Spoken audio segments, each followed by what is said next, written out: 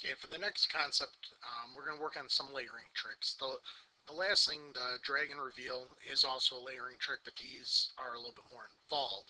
And the first one we're going to do is called the magic box.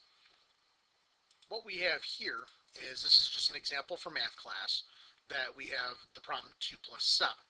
What we want to do is only have the right answer show up when we drag our choices to the box. So for example, if a student were to say shout out and say the answer is 5, we drag the 5 to the magic box and see if it's the right answer, and the number disappears. Same thing with 10, same thing with 6, but the correct answer shows up. Okay. What we're going to do now is show you how to build this. Create a new page here, and I'm just going to grab any math problem. So let's say we're going to go 2 times 3 equals. Okay, I'm going to go ahead, I'm going to make this bigger.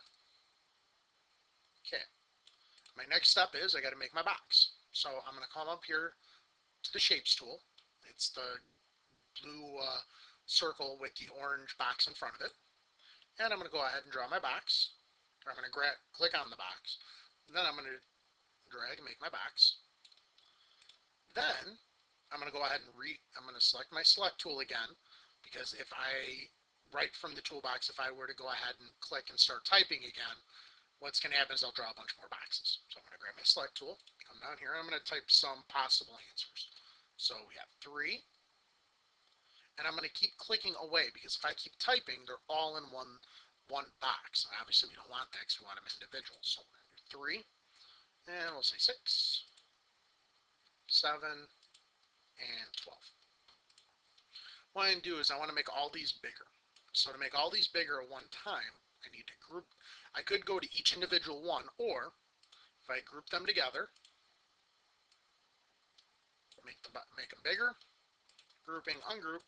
Now they're all the same size. I've got them done real quick. Okay, now if I were to check the answers, they all, according to this, are the right answer, which that's not the case. What we want to do is make sure the wrong answers are in the back. So we know 6 is right. So we're going to pull 6 off here to the side. I'm going to do a marquee select on all my wrong answers. Use the drop-down menu. I'm going to go to Order, Send to Back. That way all of these are in the back and the 6 is in the front. Now if we test this, we notice there's still a problem. They're still visible. The reason is because if you notice, if I click here, I'm not moving the box. Whenever you create a shape in Smart Notebook, the shapes are not filled.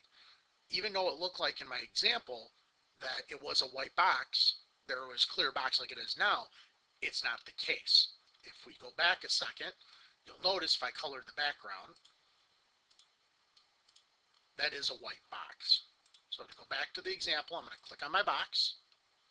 I'm going to click on the Properties tab, which is over here. It's the bottom tab. It's got the multicolored boxes with the A. And I'm going to fill it white.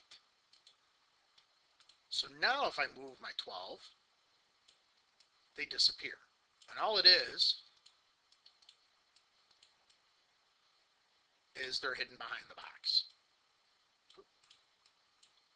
So I'll pull my answers back down. The one thing I would highly suggest, because the worst thing is for a kid, especially in primary, is if you drag that answer behind the box and then let go and then accidentally click and drag and reveal that the wrong answer is behind the box, it's not so magical anymore. So what I want to do is click on my box, click my drop down, I'm going to lock it, lock in place. So now I can't move the box. So now I move my answers, they disappear, and my 6 stays on top. So that's how you create the magic box. Now, some of you might sit there and say, okay, that's great for elementary, it's not going to work for high school.